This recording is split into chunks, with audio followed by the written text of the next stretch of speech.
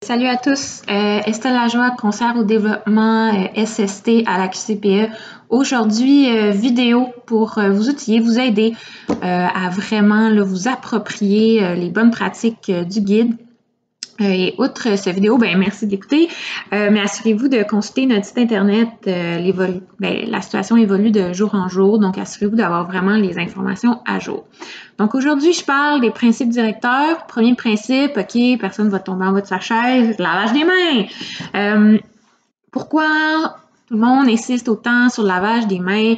Ben, c'est parce que c'est un moyen vraiment efficace pour anéantir, détruire, mettre KO, caput, finito, pepito, le virus. Dans le fond, on sait que le savon, ça dissout les graisses. Puis il se retrouve que le virus, lui, il a comme une membrane de phospholipides autour de lui. Puis les phospholipides, dans le fond, ben, c'est de la graisse. Fait que quand on se met du savon sur les mains, puis qu'on frotte, ce qu'on réussit à faire, c'est mettre en contact des particules de savon avec la membrane de phospholipides du virus. Les particules du savon s'y accrochent, puis là, en frottant, ben, on vient déchiqueter, déchirer le virus. Donc, c'est pour ça qu'on insiste sur le 20 secondes, puis vraiment se frotter partout. Pour rendre votre lavage plus efficace, bien important, évitez les bagues, gardez vos ongles très courts, donc évitez les ongles longs, les faux ongles, puis évitez le vernis, parce que tous ces éléments-là permettent aux agents infectieux de se loger. Ces éléments-là capturent les agents infectieux, puis c'est difficile de les nettoyer. Donc, pour garder votre lavage efficace, ben, pas de vernis, les ongles courts, puis on met pas de bague. Sinon, dans le guide, ben, allez voir aux pages 19 et 20. On vient énumérer toutes les situations où on doit se laver les mains. Donc, toutes ces situations-là, ça doit devenir des réflexes. Moi, je vais insister aujourd'hui vraiment sur le port des gants. Donc, vous portez des gants pour changement de couche, parce que vous nettoyez, désinfectez les surfaces, mais quand vous avez fini, vous les jetez. Bien important de se laver les mains. Tu sais, les gants, ça nous donne comme une impression de sécurité, mais tu sais, comment on peut savoir là, qu'en enlevant les gants, on ne s'est pas contaminé les mains? Là, donc, tu sais, il faut que ça soit un réflexe. On enlève les gants, on n'hésite pas, on se lave les mains. Puis c'est sûr, maintenant, on se lave les mains à tout bout de champ. Donc, important aussi de s'appliquer de la crème à main pour garder nos mains hydratées, pour éviter qu'elles dessèchent, qu'il y ait des fissures. Plus il y a des fissures, ben, les agents infectieux, les micro-organismes, ça peut se rentrer. Fait que là, on va avoir des problèmes dermatologiques que je pense que tout le monde veut éviter. Donc ça, c'était le premier principe, lavage de mains. Deuxième principe, ben, en tout cas, tout le monde a entendu beaucoup parler de la fameuse distanciation sociale. Maintenant, le nouveau terme à la mode, c'est la distanciation physique. Donc, c'est le principe par lequel le virus se transmet principalement par l'émission de gouttelettes et par contact direct de ces gouttelettes-là. Donc, c'est sûr, si on est tous éloignés les uns les autres, ben, on ne sera pas en contact avec les possibles gouttelettes des autres. Donc, c'est un principe qui se retrouve dans le guide à plusieurs endroits. C'est pour ça qu'on demande que les enfants ne se retrouvent pas au même endroit en même temps, comme dans le vestiaire, dans la cour extérieure. C'est pour ça qu'on espace les enfants lors du dîner. T'sais, on laisse la distance équivalente d'une chaise vide. C'est pour ça aussi que lors de la sieste, ben, on va distancer les matelas pour les enfants. Fait que, distanciation sociale, deuxième principe. Troisième principe, nettoyage et désinfection plus accrue. Donc, bon, je l'ai dit, la transmission se fait principalement par des gouttelettes et contact direct. Contact indirect est aussi possible, donc c'est pour ça qu'on met beaucoup d'énergie sur le nettoyage des infections. Parenthèse sur la survie du virus. Sur les différentes surfaces. Le virus peut survivre jusqu'à 3 heures sur les surfaces qu'on appelle non poreuses. Donc, les surfaces lisses, dures, imperméables. C'est des surfaces qui sont faciles à nettoyer. Donc, on veut privilégier ce type de surface-là par rapport à des surfaces humides, des surfaces poreuses qui vont laisser traverser le liquide.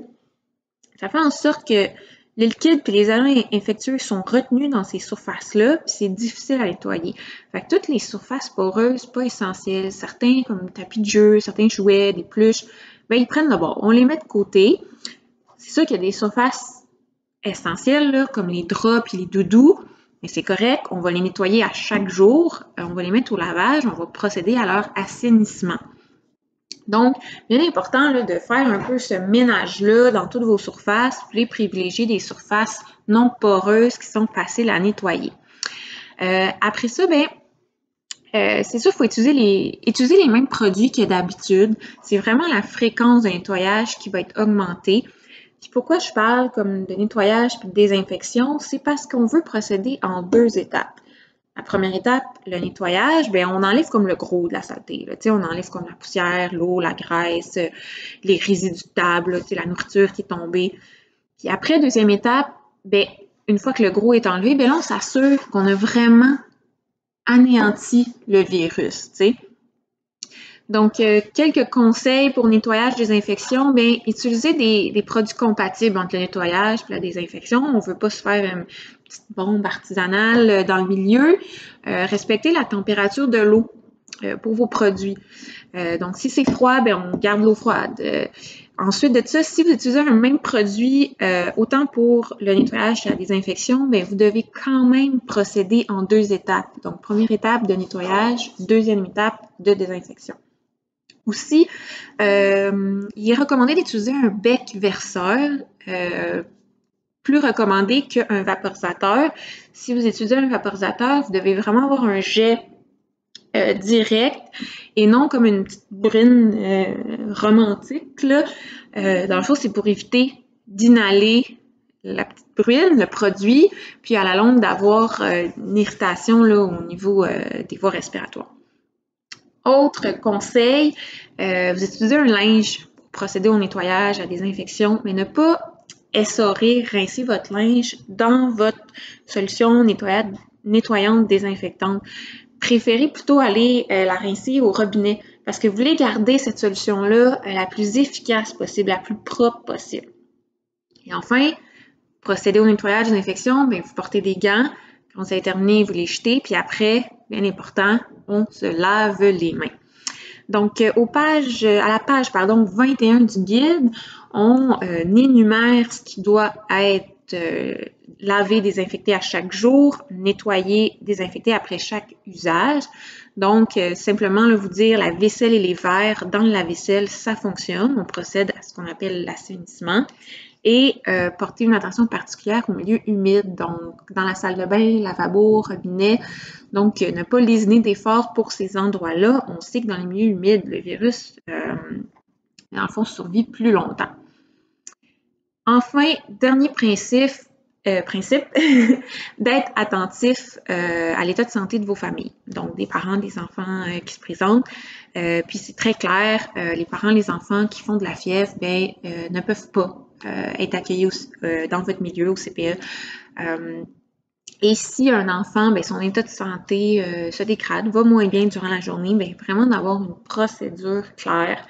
Donc, l'enfant, il est sorti du groupe, il est accompagné par un membre du personnel, un autre membre du personnel qui s'occupe du nettoyage, désinfection du local. On respecte pour l'enfant le protocole pour l'acétaminophène. On appelle le parent. Quand le parent se présente au CPE ou dans votre milieu, bien important qu'il reste dans le vestibule, qu'il reste à l'entrée.